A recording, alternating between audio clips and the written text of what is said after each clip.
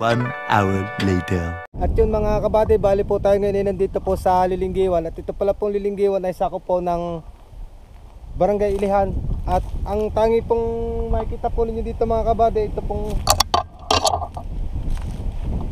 nagagandahan mga kabundukan. Kung mapapansin naman po ninyo mga kabady, yan sobrang ganda ng view dito sa Barangay Lilinggiwan.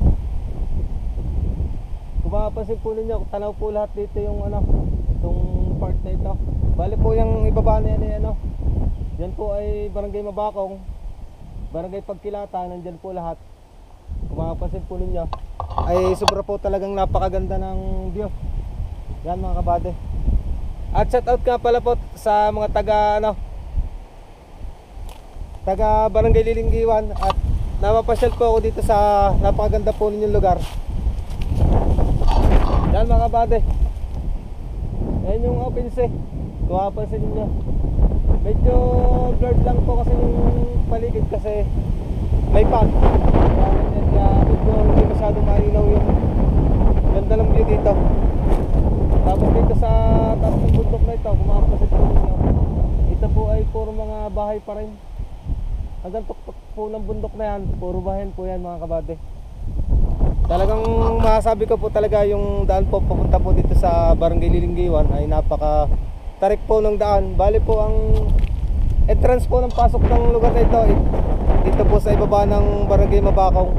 Tapos pataas na po ito papunta po dito sa Barangay Lilinggiwan. Kaya hindi rin po basta yung daan papunta dito. Kung kayo mapapasyal po sa lugar na ito ay medyo ingat lang po kayo sa daan kasi medyo matatarik po talaga. At yun, welcome nga pala po sa channel ko.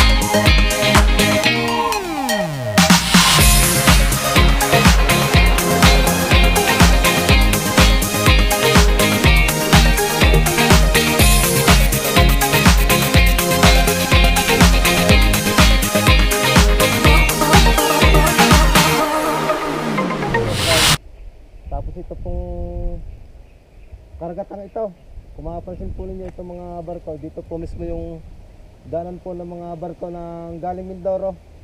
Ito po ay dadaong po ito sa Barangay Santa Clara dito po sa Batangas City. At ito pong Lilinggiwan, ito po ay part pa rin po ng Batangas City.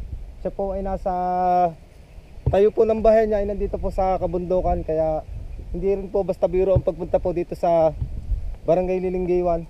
At masasabi ko naman po talaga mga kabady ay napakaganda ng view na matatanaw dito sa lugar na ito. Kita naman ninyo mga kabady.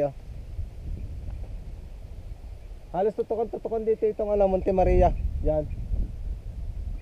Yung malaking rebulto ni Mama Mary na dinadayo ng marami, yan po ay matatagpuan po dyan sa Barangay Pagkilatan at sa part pa rin po ito ng Batangas City.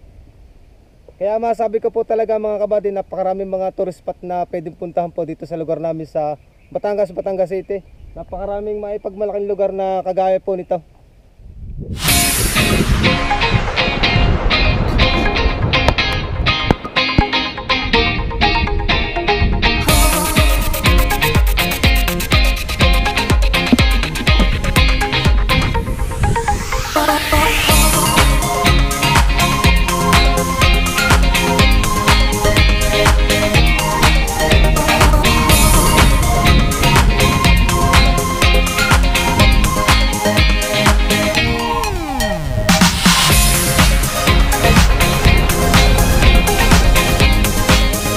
Tinatapos yung vlog ko po dito sa Barangay Lilinggiwan. Kung nagustuhan po ninyo aking video, pakishare na rin po at pakihit po ng notification bell para updated po kayo palagi sa upload ko mga video.